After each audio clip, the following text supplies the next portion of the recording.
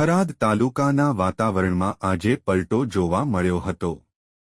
દિવસ દરમિયાન ગરમી અને બફારા વચ્ચે વરસાદ પડતા ભોરોલ સહિત આજુબાજુ વિસ્તારમાં ભારે પવન ફૂંકાતા ખેડૂતોના ખેતર આવેલા મકાનો ઉપરના પતરા તેમજ શેડના ઉપરના પતરા ઉડીને દૂર સુધી પડ્યા હતા, જેના પગલે ખેડૂતને નુકસાન વેઠવાનો વારો આવ્યો હતો।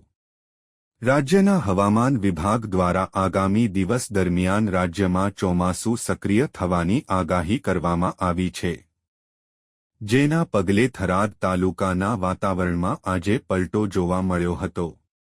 દિવસ દરમિયાન ગરમી અને બફારા વચ્ચે વરસાદ ચાલુ થયો હતો।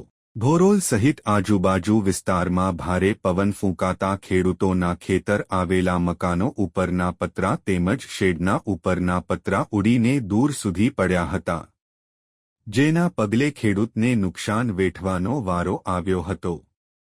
સાથે સાથે ઉનાળુ વાવેતરમાં બાજરીના પાકને પણ વ્યાપક પ્રમાણમાં નુકસાન થયું હતું। પંથકમાં ધોધમાર વરસાદના પગલે વીજળી ડૂલ થવા પામી હતી। સાથે સાથે ખુલ્લામાં મૂકેલો અનાજ તેમજ ઘાસચારો પણ પલળી જતા જગતના તાતને નુકસાન વેઠવાનો વારો આવ્યો છે। થરાદ શહેરમાં આકરી ગરમી વચ્ચે જ પવન સાથે ધોધમાર વરસાદ શરૂ થતાં લોકોમાં કહી ખુશી કહી ગમ જેવો માહોલ ખેડૂત વર્ગમાં જોવા મળ્યો હતો। અહેવાલ રિપોર્ટ ભરત ઠક્કર ડીસા। નામ ભારતભાઈ કેશરાજી પટેલ છે, ગામ ભરોલ, તાલુકો થરાદ, જિલ્લો બનાસકાંઠા।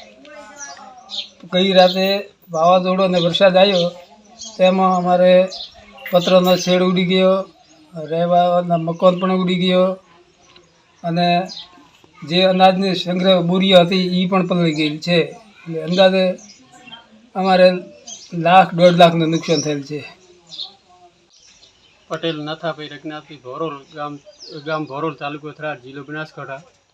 મારે ગઈકાલે વરસાદને કારણે પવનના ઝોલા સાથે સાપરો આખો રહેવાનો પતરા આખા ઉડી ગયા છે। એમાં તે કોઈ પતરો બીજો રહ્યો નથી એકી। આજે લગભગ 50-60 હજારનો ખર્ચો છે અને ઘાસચારાને કોઈ ઉડાડીને ક્યાં નાખ્યો કોઈ પતો નથી અને આજે ખપરા બિયાન બધા ઉડાડી નાખ્યા છે આજે।